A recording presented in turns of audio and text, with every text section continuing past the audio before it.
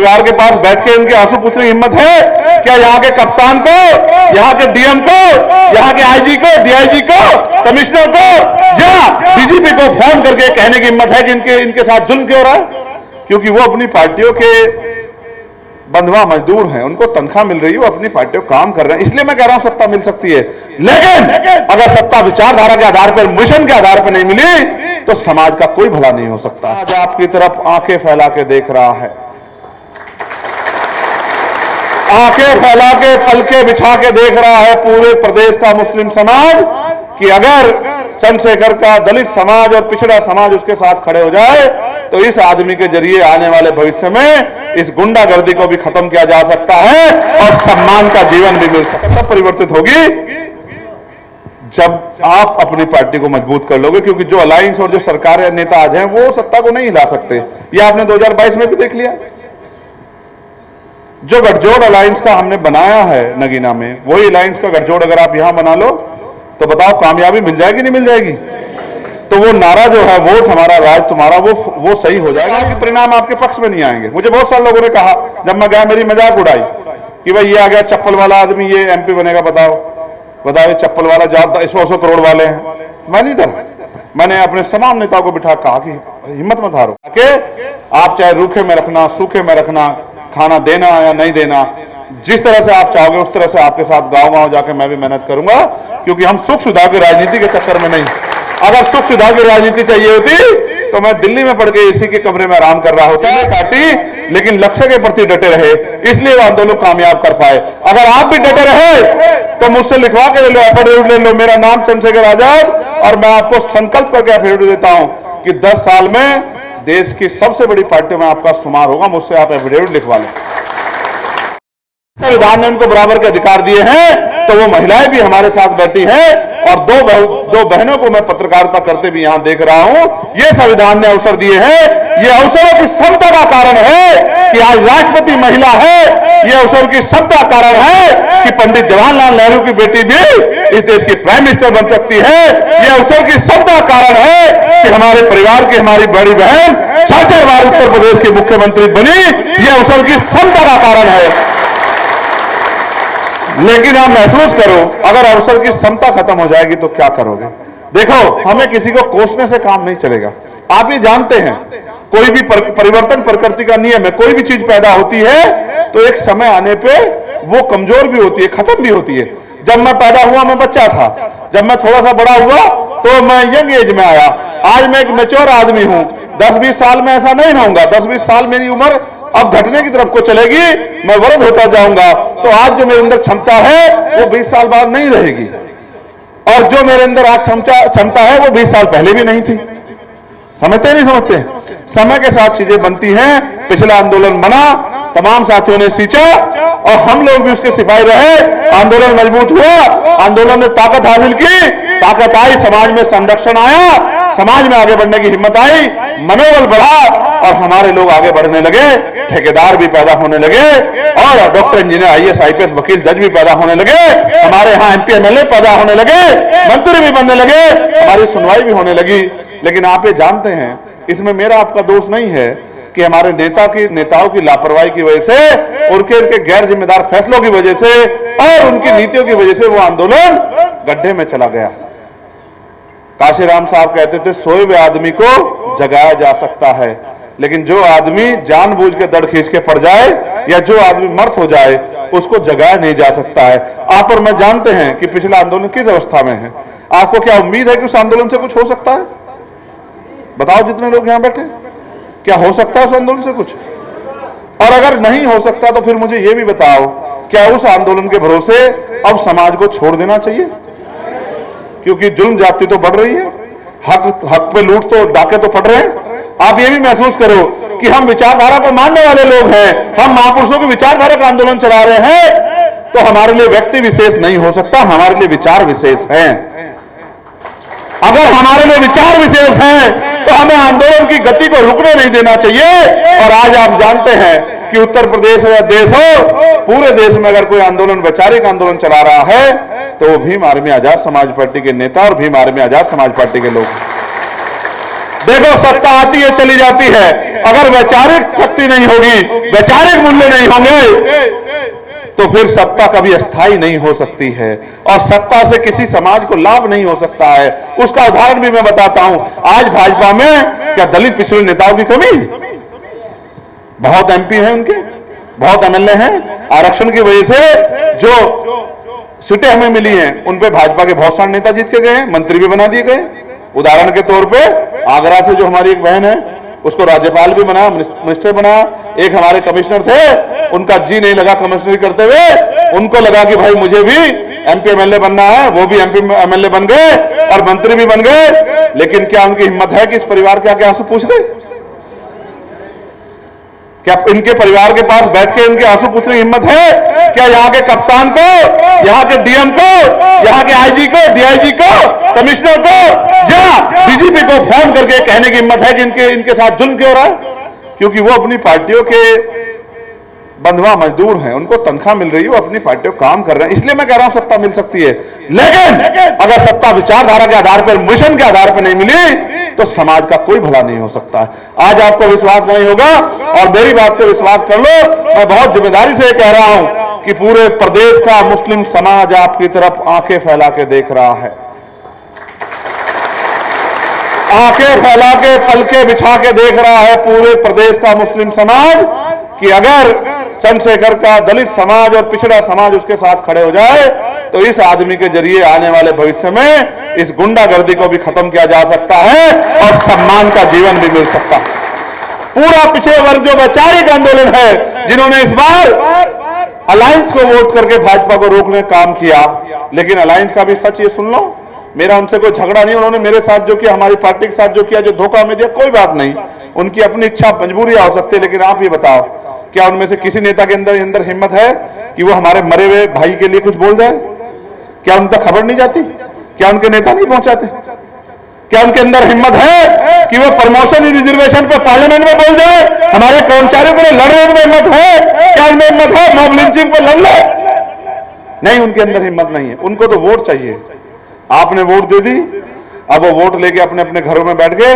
जब आप पे जुल्म होगा तो आप आंखें उठा के देखोगे तो आपको बिना आंखें उठाए देखे अगर कोई शख्स खड़ा मिलेगा तो वो भीम आर्मी आजाद समाज पार्टी का कार्यकर्ता होगा, जो जाति धर्म से ऊपर उठ के जिसके मन में समाज के लिए पीड़ा है। वरना आपको बताओ कौन इन सरकारों से मरने के लिए लड़े? आप बताओ। और आपके सामने है, मुझसे कुछ आपसे कुछ छिपा हुआ क्या? अगर जरा सी गोली इधर हो जाती तो आज चंद्रशेखर एमपी नहीं, आपके घरों में तस्वीरों में होता कि हमारा एक भाई था जो हमें जगाने के लिए लड़ रहा था, लेकिन हम उसको बचा भी नहीं पाए, वो हमारे बीच से चला गया। महापुरुषों का तो आशीर्वाद है। 3-3 बार जान से मारने की कोशिश की गई और आज भी आप जानते हैं, मेरे साथी जानते हैं मैं कितनी कठिन परिस्थितियों में, क्योंकि मंत्री जी ने कहा कि वो परिवार आपका इंतजार कर रहा है, भाई आपको आना है, आप भरोसा करो। मेरी प्रदेश अध्यक्ष जी से बात हुई, मेरी रीढ़ की हड्डी में इतना दर्द है कि मैं लेटने की स्थिति में भी नहीं, मगर मैंने इनसे नहीं कहा एक बार भी कि भाई कभी मंत्री जी का मनोबल ना टूट जाए कि हम यहाँ 10 दिन से अड़े हुए। अब ये बताओ, 69 साल के हमारे भाई डटे हुए हैं 10 दिन से वहां, तो इससे क्या एमपी एमएलए बन रहे हैं क्या? आप समझो ना, ये क्या है? इस समाज के प्रति प्रेम है, ये दर्द है, जो अपनापन जो है वो अपनापन है, इसको हमें समझना पड़ेगा। तो इसलिए मैं फिर भी पूरी हिम्मत करके चलाया, क्योंकि आपका मनोबल नहीं गिरना चाहिए। काशीराम साहब कहते थे समाज में 5 तरह के बल होते हैं। पहला बल बुद्धि बल, जो आदमी को जीवन के साथ मिलता है। दूसरा बाहुबल, जो उसके शरीर के साथ चलता है। और तीसरा, क्योंकि समाज बड़ा समाज में संख्या बहुत होती है तो वो जनबल होता है। और चौथा उसका धनबल होता है, जो समाज की पूंजी होती है, जो माँ बाप का दिया होता है, प्राकृतिक होता है, आर्थिक रूप से होता है। और ये चारों बल बेकार हो जाते हैं अगर 5वां बल किसी समाज में ना हो। और उस 5वें बल का नाम है मनोबल। जिनका मनोबल गिरा हुआ होता है वो कोई लड़ाई नहीं लड़ सकते। आज अगर देश में सत्ता से टकराने का मनोबल किसी में है तो वो आजाद समाज पार्टी भीम आर्मी के योद्धाओं में। इस बात का हमें गर्व करना चाहिए। और इसी बल के आधार पे हमने देश की 3-3 राष्ट्रीय पार्टियों को धूल चटाने का काम हमारे योद्धाओं ने नगीना में किया। और आप नहीं जानते, एडी चोटी का जोड़ लगाया। जो लोग आज हमसे पूछ रहे हैं कि आप इस अलायंस की तरफ हो, इस अलायंस की तरफ हो, मैंने उनसे यही पूछा कि आप ये बताओ, जब ये दोनों अलायंस एडी चोटी का जोड़ लगा के मुझे हराने के लिए वहां प्रयास कर रहे थे तो अगर नगीना की महान जनता और भीम आर्मी, आजाद समाज पार्टी और बहुजन समाज के लोग मेरा संरक्षण नहीं करते, मुझे ताकत नहीं देते, मेरी बात को सही मान के वोट को सही जगह प्रयोग नहीं करते, तो फिर मैं इनके खेमे में आने लायक रहता ही कहां। ये तो पूरा बल इस हक वंचित समाज का है, जो समय समय पर निर्णय लेके अपना नेतृत्व तैयार करता है, जिस नेतृत्व को लंबे समय तक वो देखता परखता है, पिन मार मार के कि भाई ये कहीं झूठा तो नहीं है, ये धोखेबाज तो नहीं है, ये स्वार्थी तो नहीं है, ये लालची तो नहीं है, ये किसी का भेजा हुआ तो नहीं है, ये दुश्मन का आदमी तो नहीं है, ये हमें छोड़ के तो नहीं जाएगा। और जब वो देख लेता है कि ये तो 100% हमारे लिए ईमानदार है, फिर वो साथ देता है। इसी का उदाहरण है कि वहां हमारी पुरानी पार्टी को 1% वोट मिला और 99% समाज का वोट हमें मिला। ये समाज में बदलाव है। और आज आप नहीं भरोसा तो आप देखो, भले ही भारत का मीडिया उस तरह से ना दिखाए, लेकिन ये कड़वा सच है। जहां जहां उपचुनाव है आप पता करा के देख लो, उनके अंदर ये प्रबल इच्छा है कि इस बार हमें यहां से आजाद समाज पार्टी का असेंबली का मेंबर जिता के भेजना है। उनके मन में ये इच्छा बहुत मजबूत हो रही है बिना आपके पहुंचे। आज दौड़ लग गई है, माननीय प्रदेश अध्यक्ष जी यहां बैठे हैं, एक एक सीट पे 20-20 प्रत्याशी हमारे पास आ रहे हैं कि साहब मुझे भी लड़ा दो, मुझे भी लड़ा दो। मगर मैंने इनसे कहा कि मिशनरी व्यक्ति को लड़ाना है, जो जब वोट जनता उसको दे दे और वो असेंबली में जाए तो उसका मुंह किसी भी तरह से किसी भय में चुप ना हो जाए, और जनता की आवाज वो जिस तरह से पार्लियामेंट में हम वहां लड़ेंगे उस तरह से असेंबली में भी उठाने का काम करे। क्योंकि इस चुनाव से पहले हमारे ऊपर बड़ी तीखे आरोप लगते थे कि उनकी जमानत जब्त हो जाएगी, उनको इतने वोट मिलेंगे, उनको उतने वोट मिलेंगे, वो ये कर जाएंगे, वो ये कर। जनता ने, सबका मुंह जनता ने मुंह बंद किया। हमने नहीं किसी को कुछ भी कहा, सबका मुंह जनता ने बंद किया। लेकिन जनता तक हमारा संदेश लेके कौन गया? जनता तक हमारा संदेश ये नीले पटके वाले, ये ऊर्जावान, संघर्षशील आजाद समाज पार्टी भीम आर्मी के नेतागण, जिन्होंने कफन बांध लिया था कि हम साबित करके दिखाएंगे कि हम सिर्फ ये जो भीड़ इकट्ठा करती है, ये भीड़ नहीं है, ये हमारे हमसे प्यार करने वाले हमारे समर्पित कार्यकर्ता हैं। ये बल हम पैदा करके दिखाएंगे। और आपने कर भी दिया पूरे देश में। देखिए उत्तर प्रदेश में बड़ा परिवर्तन हुआ, लेकिन आप बताओ उत्तर प्रदेश में सबसे ज्यादा चर्चा अगर किस सीट की है तो बताओ कौन सी सीट की है? ऐसा क्यों है? ऐसा इसलिए है कि नामुमकिन को मुमकिन करके आपने दिखाया। जब नामुमकिन को मुमकिन आप लोग नगीना में कर सकते हो तो आप खैर में भी कर सकते हो, मुझे इस बात का प्रबल भरोसा। लेकिन ये होगा तब जब आप ये समझ के ना लड़े कि हम प्रत्याशी को लड़ा रहे हैं, जब ये समझ के लड़ेंगे कि हम खुद लड़ रहे हैं, और इस चुनाव को चुनाव ना समझ के अपने आत्मसम्मान की लड़ाई समझ के आप वहां जाके जो जो ड्यूटी जिस विधानसभा जिस जिले की लगे वो उतने काम को समय से पूरा करे। और बिना बहुजन समाज में भाईचारा बनाए बगैर हम लोग कामयाब नहीं हो सकते। इस बात का भी आपको ध्यान रखना है। जब बहुजन समाज में भाईचारा पैदा होगा, जब दलित, पिछड़े और मुस्लिम और अन्य धार्मिक अल्पसंख्यक और न्याय पसंद लोग आपको समर्थन करने लगेंगे, और जब हम उनकी आवाज पार्लियामेंट से उठाएंगे और पार्लियामेंट के बाद सड़कों पे उठाएंगे, तो एक विश्वास जो बनेगा किसानों में, मजदूरों में, नौजवानों में, महिलाओं में, उसी विश्वास को हमें वोट की शक्ति के रूप में बदलना है। इसके लिए ये नहीं सोचना है कि मुझे छोटी जिम्मेदारी दी, मेरा कद बड़ा है, मेरा सम्मान बड़ा है, उसको समझना। हमने देखा है एक बार हमारे यहाँ एक हमारी पुरानी पार्टी के बड़ी नेता की जिम्मेदारी, जो बहुत बड़े स्तर का नेता था, एक विधानसभा पे लगाई गई, उनको विधानसभा का प्रभारी बनाया गया। क्योंकि ये हमारे लिए चैलेंज है। पहले तो हमें तय करना होगा क्या हम चैलेंज उठाने के लिए तैयार हैं? तैयार हैं या नहीं है? ऐसे मुट्ठी बंद करो अगर तैयार हो तो। अगर तैयार हो तो ऐसे मुट्ठी बंद करो। और जिनके मन में संकोच बचेगा, मेरा भरोसा है कि अगले 2 महीने के अंदर भीम आर्मी के लोग, आजाद समाज पार्टी के लोग संघर्ष से सारे संकोच खत्म कर देंगे। कैलाश जी और तमाम साथी, राहुल जी और तमाम हमारे पुराने साथी भी यहां बैठे हैं। मेरा आपसे कहना, जिसको बूथ की जिम्मेदारी मिले वो बूथ का काम करे। आपका मुकाबला भारतीय जनता पार्टी से होना और किसी से नहीं होना है, समझ रहे हो? और भारतीय जनता पार्टी के कार्यकर्ता कितने समर्पित है आप जानते हो। उनका मुकाबला करने के लिए आपको उनसे ज्यादा समर्पण अपने अंदर पैदा करना पड़ेगा, उनसे ज्यादा संघर्ष आपको करना पड़ेगा। उन पे साधन है, संसाधन है, उन पे मीडिया है, उन पे मनी है, उन पे नेता है, विधायक हैं, जाति के आधार पर उनके पास नेता है। आपके पास सिर्फ संघर्ष है और संघर्ष का कोई तोड़ नहीं है। मैं अपने बहादुर योद्धाओं को जानता हूं, जब वो मोटरसाइकिल पे घूम घूम के बड़ी से बड़ी चुनौती को स्वीकार कर सकते हैं तो उनके लिए यही एक चुनौती है। क्योंकि आज मैंने आपकी आंखों में तकलीफें देखी, आंसू देखे, आज मैंने आपके दिलों में दर्द देखा, आपके मुरझाए हुए चेहरे देखे। आप मुरझाए हुए चेहरे इसलिए हैं कि आपके क्षेत्र में जुल्म हो रहा है। ये जुल्म तब तक जारी रहेगा जब तक सत्ता परिवर्तन नहीं होगा। सत्ता तब परिवर्तित होगी जब आप अपनी पार्टी को मजबूत कर लोगे, क्योंकि जो अलायंस और जो सरकार या नेता आज हैं वो सत्ता को नहीं हिला सकते। ये आपने 2022 में भी देख लिया। जो गठजोड़ अलायंस का हमने बनाया है नगीना में, वही अलायंस का गठजोड़ अगर आप यहां बना लो तो बताओ कामयाबी मिल जाएगी नहीं मिल जाएगी? तो वो नारा जो है वोट हमारा राज तुम्हारा, वो सही हो जाएगा नहीं हो जाएगा? तो इसलिए मैं आपसे आग्रह करता हूं, जिसकी जो ड्यूटी यहां जो भी प्रभारी और प्रदेश की टीम जो जिसको लगाएगी वो उसी ड्यूटी को अदा करे, उससे बाहर ना जाए। जिला अध्यक्ष जी को भी मैं बधाई देता हूं और भीम आर्मी के जिला संयोजक जी को बधाई देता हूं और विधानसभा अध्यक्षों को भी, कमेटियों को भी। लेकिन मैं फिर कह रहा हूं, हर एक व्यक्ति की जिम्मेदारी इंपॉर्टेंट है, बूथ वाले की भी, सेक्टर वाले की भी, विधानसभा लेवल की भी, जिला लेवल की भी, और तमाम जो बिना पद के लोग हैं उनकी भी जिम्मेदारी अहम है। अगर आपने काम करके दिखा दिया तो हमारे साथी ने कहा, निजाम भाई ने, कि भाई हम 32 में चीफ मिनिस्टर बनेंगे। मैं आपको विश्वास दिला कहता हूं, आपने इस सरकार को समझा? अभी जो केंद्र में बनी, इस सरकार में 2 नेता हैं, एक का नाम है नीतीश कुमार और दूसरे का नाम है नवीन पटनायक, है चंद्रबाबू नायडू। वो दोनों नेता क्या हैसियत है इस समय देश में, आप समझते हो क्या हैसियत है? वो चाहे तो दिल्ली की कुर्सी को ऐसे गिरा दे, है या नहीं है? है या नहीं है? तो क्यों कहते हो कि 32 तक जाएगी बात? आप मुझसे लिखवा के ले लो कि 27 में आपके हाथ में ताकत आ रही है, कोई रोक नहीं सकता, कोई नहीं रोक सकता है। क्योंकि जितना मनोबल हमारे लोगों का ऊंचा है, उतना तो सत्ता में बैठे लोगों का मनोबल भी ऊंचा नहीं है। लेकिन ये चंद्रशेखर आजाद भैया की नारे लगाने से काम नहीं चलेगा।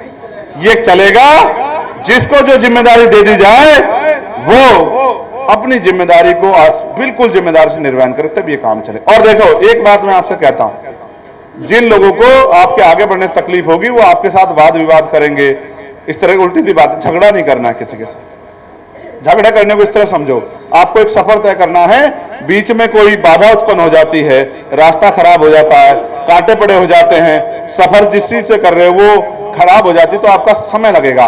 फिर बात 32 तक ही चली जाएगी, तो 32 तक नहीं जाने देना है, समझ रहे हो? अभी तो बहुत लड़ाई लड़नी है, बैकलॉग की लड़ाई लड़नी है कि नौजवानों को रोजगार मिले। अभी लड़ाई लड़नी है कि आपके क्षेत्रों में इंडस्ट्रियल एरिया लगे, पढ़े लिखे नौजवानों को रोजगार मिले, प्रमोशन में रिजर्वेशन SC ST OBC के लोगों को मिले, इसकी लड़ाई लड़नी है। और महिलाओं को कुटीर उद्योग लग के रोजगार मिले, इसकी लड़ाई लड़नी है। और सबसे बड़ी लड़ाई लड़नी है कि देश का एजुकेशन सिस्टम सुधरे। कैसे? जब तक जिला अधिकारी, जब तक विधायक जी, जब तक सांसद जी, जब तक मंत्री जी, जब तक CO साहब, कोतवाल साहब, पटवारी साहब, सेक्रेटरी साहब और मजदूर साहब और किसान साहब का बेटा एक ही स्कूल में एक ही टेबल पर बैठ के नहीं पढ़ेगा, तब तक सिस्टम सुधरने वाला नहीं। और जब तक सिस्टम नहीं सुधरेगा तब तक उसका बड़े पैमाने पर लाभ नहीं मिल सकता है। एक परिवार को मिल जाएगा, 2 को मिल जाएगा, 10 को मिल जाएगा, नहीं बढ़ेगी बात। कब बनेगा? जब सिस्टम सुधरेगा, पॉलिसी बनेगी। सोचो, एक पॉलिसी लागू हो कि चाहे गरीब का बेटा, अमीर का, अधिकारी का हो या कर्मचारी का, जो भी सरकारी सेवा का लाभ ले रहे हैं, सरकारी सुविधा ले रहे हैं, उनके बच्चों को सरकारी स्कूल में ही पढ़ना पड़ेगा। आप महसूस करो, जब जिलाधिकारी जी का बेटा जिस स्कूल में पढ़ेगा, क्या उस स्कूल में पढ़ाई अच्छी नहीं होगी? क्या उसकी बिल्डिंग अच्छी नहीं होगी? क्या उसमें किताबें समय से नहीं मिलेगी? क्या मास्टर समय से नहीं पढ़ाएगा? उसी तरह से जब MP MLA साहब का बेटा वहां बैठा होगा, मंत्री जी का वहां बेटा बैठा होगा, तो बताओ सिस्टम सुधरेगा नहीं सुधरेगा? अब तो वहां किसानों के, मजदूरों के, गरीबों के बच्चे बैठते हैं, तो बैठे रहे मरे, क्या फर्क पड़ता है? समझते हो? समझते हो? फिर इसी तरह से हमें हेल्थ सिस्टम को भी सुधारना। जब एक ही अस्पताल में एक बेड पे मंत्री जी के परिवार का, विधायक जी के परिवार का, नेताजी के परिवार का, अधिकारियों के परिवार का कोई भी व्यक्ति, जो कि मैं तो नहीं चाहता कोई बीमार हो, लेकिन जब बीमारी का इलाज करा रहा होगा और वहीं बराबर में किसान मजदूर भी इलाज करा रहा होगा, तो फिर दवाइयां भी टाइम पे मिलेगी, डॉक्टर भी टाइम पे आएगा, दवाइयां भी अच्छी होंगी, चोर बाजारी भी नहीं होगी और बिल्डिंग भी अच्छी होगी, सुख सुविधाएं भी होंगी, तो सिस्टम सुधरेगा। पॉलिसी से सुधरता है सिस्टम, समझ रहे हो? अपने लोगों को अगर पैरों पे खड़ा करना है तो पॉलिसी बनाने वाला बनना पड़ेगा। तो पॉलिसी बनाने के लिए सत्ता को अपने हाथ में लेना पड़ेगा। सत्ता तब हाथ में आएगी जब मजबूत संगठन होगा और सबसे ज्यादा संगठन के साथ समर्पण होगा लक्ष्य के प्रति। जब आप, मुझे बहुत सारे लोगों ने कहा कि परिणाम आपके पक्ष में नहीं आएंगे। मुझे बहुत सारे लोगों ने कहा, जब मैं गया मेरी मजाक उड़ाई कि भाई ये आ गया चप्पल वाला आदमी, ये एमपी बनेगा, बताओ ये चप्पल वाला ज्यादा 100 करोड़ वाले हैं। मैं नहीं डरा, मैंने अपने तमाम नेताओं को बिठा कहा कि हिम्मत मत हारो, आप पे खोने कुछ नहीं, आप मेहनत करो। जनता समझदार हो रही है, जनता देख रही है कौन उनके लिए अच्छा है कौन बुरा है।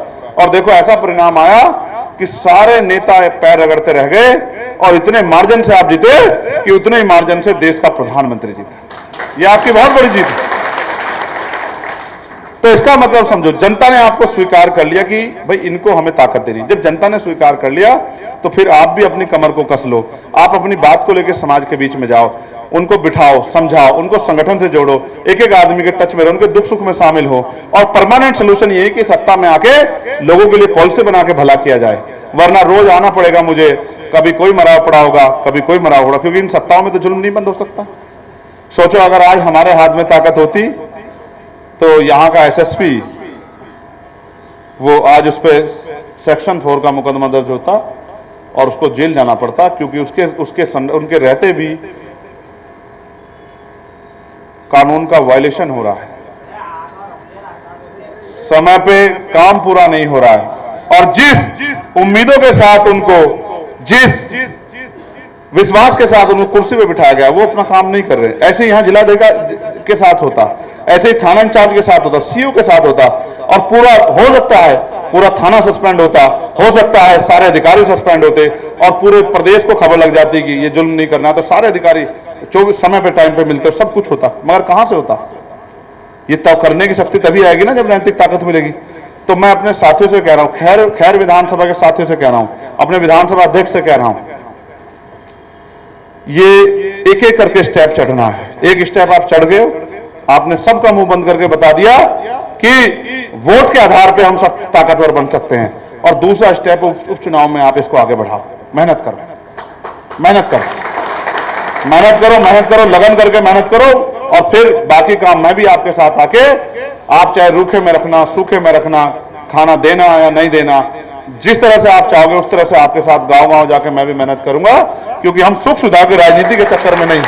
अगर सुख सुविधा की राजनीति चाहिए होती तो मैं दिल्ली में पड़ के एसी के कमरे में आराम कर रहा होता। जब समाज पे जुल्म होता है, गरीबों पे, मजलूमों पे जुल्म होता है, जब उन बच्चों को नोचा जाता है, जब बहन बेटियों का अपमान होता है, जब गरीब की जमीन दबाई जाती है, जब किसी की मॉब लिंचिंग होती है, किसी को धर्म के नाम पे, जाति के नाम पे मारा जाता है, तो मेरे अंदर बहुत पीड़ा होती है।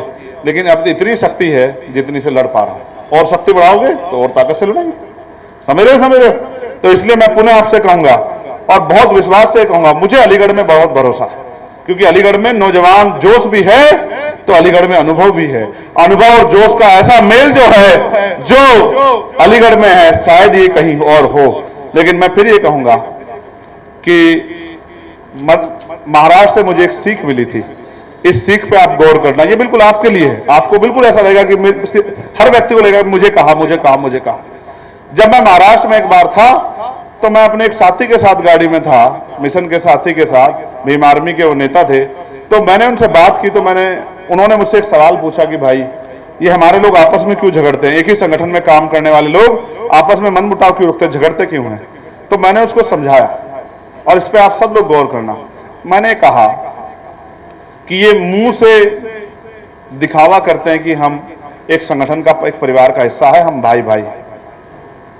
क्योंकि अगर ये मन में मैत्री रखें, मन साफ रखें, तो दो सगे भाइयों में सुबह झगड़ा हो जाता है और शाम के टाइम वो एक प्लेट में भोजन खा लेते हैं। खा लेते नहीं खा लेते? बताओ मेरी बात गलत है सही है?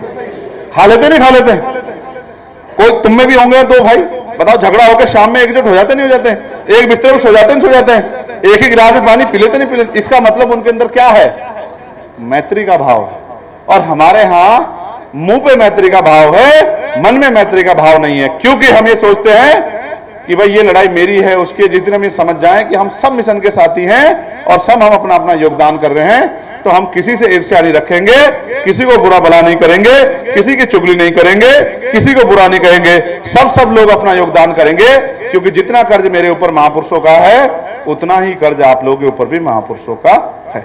जो अवसर मुझे मिले हैं वही अवसर आपको भी मिले हैं, वही अवसर देश में रहने वाली हर महिला को और वंचित वर्गों के हर तबके को मिले हैं, हर बेटा बेटी को मिले। ऐसा थोड़ा मुझे विशेष अवसर दिए।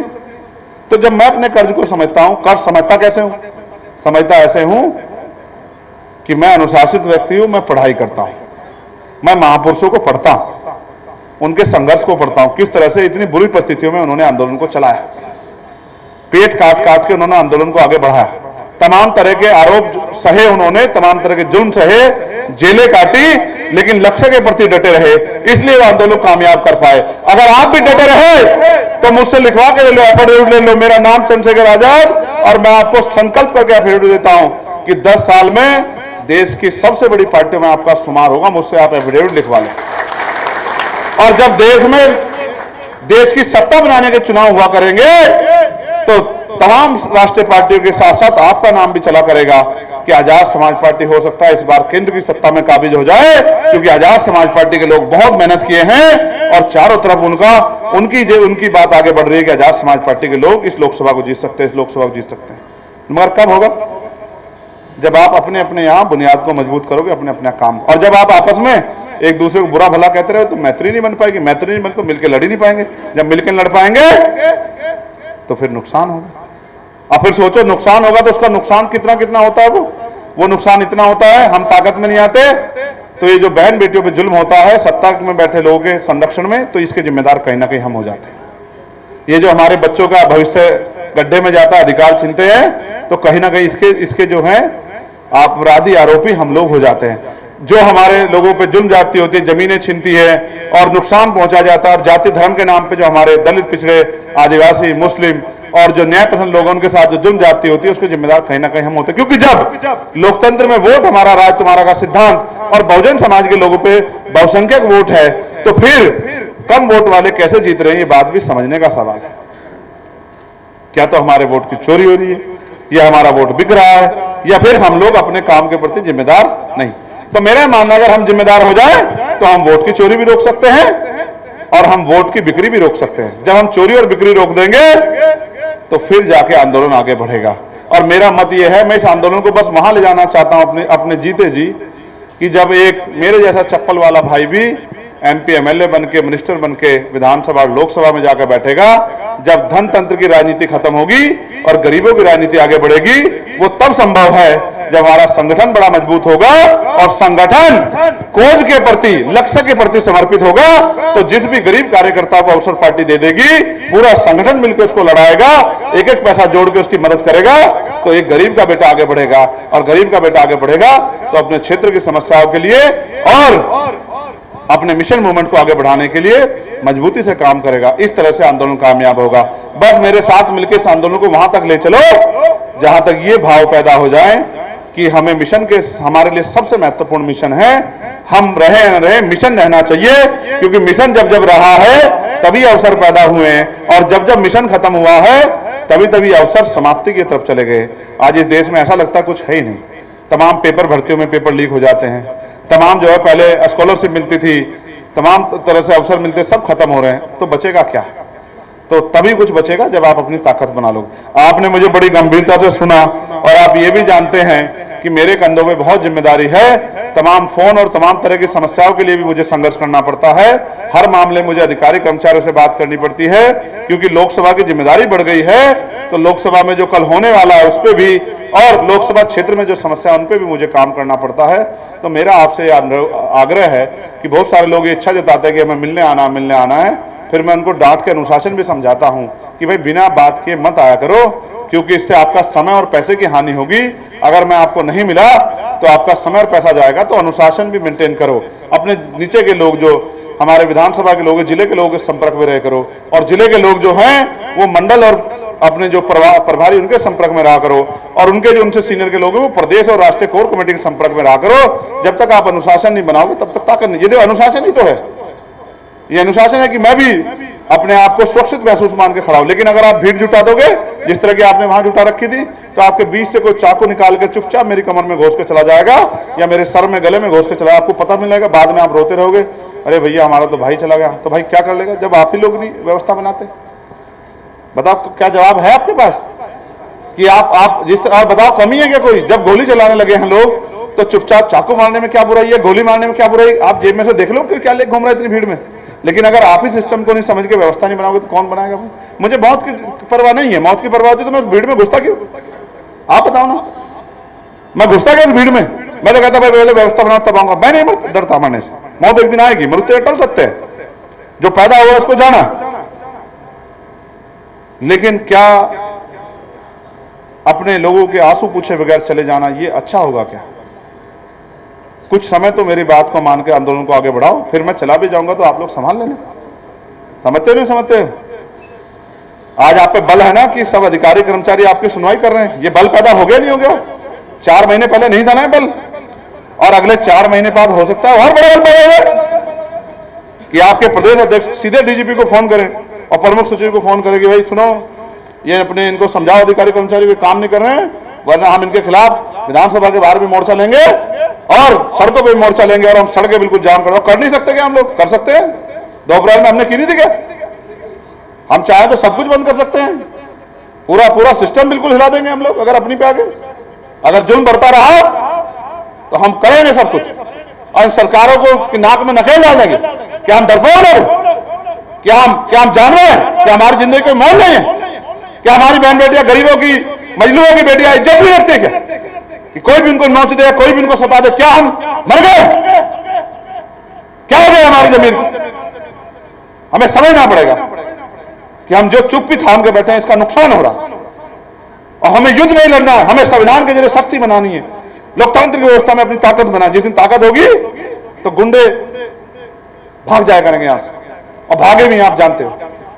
और पिछली बार तो नौजवान नहीं खड़ा था आंदोलन में, सीनियर बुद्धिजीवी लोग थे, पढ़े लिखे लोग। इस बार तो नौजवान भी खड़ा है, नौजवान भी खड़ा है, और कर्मचारी अधिकारी वो भी बेचारे मन में उनके, और देखो, और सब एकजुट हो जाएंगे तो बदल जाएगा सब। और फिर मैंने कहा एक बहुत बड़ा तबका जिसको हम कहते हैं पिछड़ा वर्ग और मुस्लिम समाज, और वो इतना लुटा पिटा है, सबको वोट दे के कोई इनके मुद्दों पे बात भी नहीं करता, कोई इन पे होने वाले जुर्म पे बोलता भी नहीं। वो बहुत उम्मीद लगे बैठे हैं कि भाई आजाद समाज पार्टी के जरिए हमारे हक की बात होगी, क्योंकि वो न्याय की बात करते हैं, वो सबकी बात करते हैं, वो भाईचारे की बात उनकी। अच्छा, इसीलिए डर है सब लोगों को, इसीलिए डर है कि ये आंदोलन आगे ना बढ़ जाए, वरना सब कमजोर वर्ग के लोग इकट्ठे हो जाएंगे, और ये होने भी हैं। भाई कौन रोक सकता है इसको? जब आप इतनी ईमानदारी से काम कर रहे हो तो कौन रोक सकता है इसको? कोई नहीं रोक सकता। तो पुनः मैं आपका आभार प्रकट करता हूं, और मैं मार्गदर्शन दिशा निर्देश के तौर पे जो मैंने आपसे कहा, मुझे आशा विश्वास है कि आप उस पर आगे चलेंगे। और जो आर्थिक मदद आपने चुनाव में की थी जिले जिले से, मैं उसके लिए भी आपका आभार प्रकट करता हूं, क्योंकि बिना आपकी मदद के इस समय मैं उनका मुकाबला नहीं कर सकता। आप जानते इतना आसान नहीं है इस समय। आपने जो 1-1 रुपया जुटा के अपने जिलों से भेजा, आपने अपना पेट काट काट के जो मदद की, उसी से शक्ति का निर्माण हुआ। इस शक्ति के निर्माण में मैं अकेला नहीं हूं, इसका श्रेय मुझे नहीं जाता, इसका श्रेय जाता है भीम आर्मी आजाद समाज पार्टी के कार्यकर्ता और नेता को, उनके 10-11 साल के संघर्ष को, उनके संघर्ष को, और हमारे जो बहुजन समाज के बुद्धिजीवी वर्ग हैं, जो कर्मचारी अधिकारी हैं, जो रिटायर कर्मचारी, उन्होंने भी बहुत मदद की, 1-1 पैसा देके उन्होंने आंदोलन को आगे बढ़ाया, और हमारी माओ बहनों ने भी बहुत मदद की। इस तरह से आंदोलन कामयाब हुआ। लेकिन ये बताओ, क्या खैर को कामयाब कर लोगे नहीं कर लोगे? देखो जब उपचुनाव होगा तो जो सत्ता में बैठे लोग हैं उनमें तो बहुत कोई मनोबल नहीं होगा, और ना ही उनके अंदर जुनून होगा, क्योंकि तो सत्ता में। और जो विपक्ष में बैठे हैं उनके हालात आपको पता ही है, तो मनोबल किस में होगा, जुनून किस में होगा, ताकत किसको बनानी है? आजाद समाज पार्टी को, भीम आर्मी को। तो जब जुनून आपके अंदर होगा तो जीतेगा कौन? वही जीतेगा, जुनून होगा इसके अंदर। ठीक है, तो मैं माननीय प्रदेश अध्यक्ष जी को और ईस्ट जोन के प्रभारी जी को और तमाम हमारे मंडल और राष्ट्रीय कोर कमेटी के नेताओं को और जिले विधानसभा और मीडिया के तमाम साथियों को, मीडिया जो हमारा सेल है उसके, और एक-एक पदाधिकारी को ये कहता हूं कि वो जो भी आदेश हो और जो भी आपका निष्कर्ष हो उसको आगे बढ़ाते रहें। और आज से बस ये सोच लें कि भाई यही हमारे लिए लक्ष्य है। ऐसा ना सोचे कि जब चुनाव की डेट आएगी, नहीं फिर तो खराब है। साथियों, जैसा कि आपको पता है, बी मिशन टीवी हमेशा ग्राउंड जीरो की रिपोर्ट आपके बीच रखता है। अगर आपको हमारा काम पसंद आता है तो बी मिशन टीवी को आर्थिक मदद करें, जिससे कि हम यूं ही निरंतर ग्राउंड लेवल पर काम करते रहें। स्क्रीन पर दिख रहे क्यूआर कोड को स्कैन करें और अपने दान की राशि बी मिशन टीवी के खाते में भेजें। क्यूआर कोड के अलावा आप हमारी यूपीआई आईडी bmissiontv@ybl पर भी मदद भेज सकते हैं। जय भीम।